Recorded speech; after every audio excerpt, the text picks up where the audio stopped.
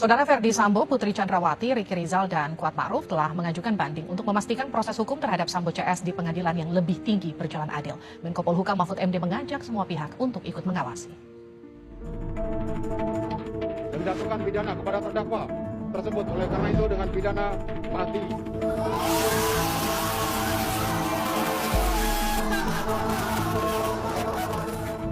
Majelis Hakim Pengadilan Negeri Jakarta Selatan telah menjatuhkan vonis pada 5 terdakwa kasus pembunuhan Brigadir Yosua.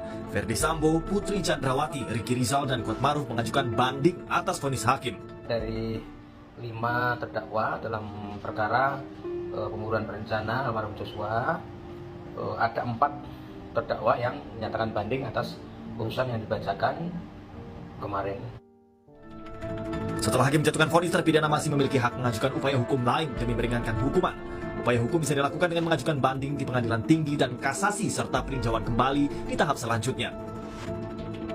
Mantan Hakim Agung Sarwoko mengingatkan putusan di pengadilan negeri kadang bisa berubah di pengadilan yang lebih tinggi. Pengalaman menunjukkan bahwa putusan yang keras di bawah di pengadilan negeri itu bisa gembos di pengadilan yang lebih atas. Apakah ada peluang itu?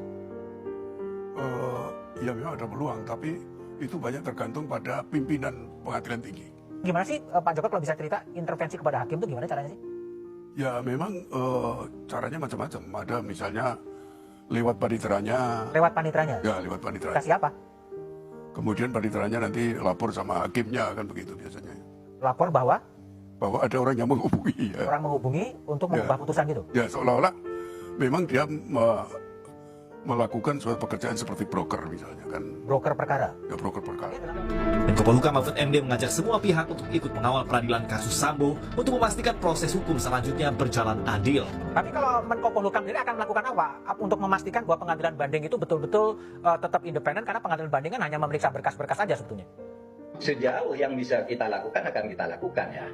Itu sebabnya mereka kan hanya meriksa berkas, dan meriksa terdakwa, penuntut, terdakwa dan sebagainya diperiksa lagi, dia cuma baca berkas. Dan kadang-kala kita dibuat terkejut sering kali. Putusan begini di pengadilan tinggi udah oke, tiba-tiba disunat di pengadilan tinggi, disunat lagi di Mahkamah Agung. Itu sering terjadi kejutan. Nah, oleh sebab itu yang ini nih mari kita pelototi terus, jangan berhenti sampai di sini gitu. Untuk mendidik masyarakat bahwa ya pengadilan itu siapapun selalu ingin selamat, ada yang ingin menyelamatkan orang, ada yang nyuap, ada yang neror dan sebagainya. Sementara hakim nonaktif Albertina Ho menyatakan Ferdi Sambo berpeluang mendapatkan keringanan menjadi hukuman seumur hidup setelah KUHP baru berlaku. Begitu ada KUHP baru ber-2020 mulai berlaku KUHP baru, maka Ferdi Sambo akan mendapat aturan hukum yang lebih ringan. Ya, dalam eksekusi pidananya ya. Hukuman yang akan diberikan padanya adalah percobaan 10 tahun. Kalau berkelakuan baik, maka dia menjadi seumur hidup.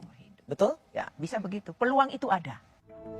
Dalam KUHP baru yang akan berlaku Januari 2026, status terpidana mati bisa berubah menjadi pidana seumur hidup dengan masa percobaan 10 tahun menjalani hukuman dengan syarat berkelakuan baik. Ferdi Sambo dijatuhi hukuman mati oleh Majelis Hakim Pengadilan Negeri Jakarta Selatan.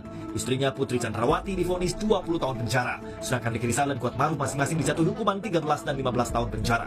Akankah upaya hukum banding di pengadilan tinggi akan mengubah hukuman mereka menjadi lebih ringan?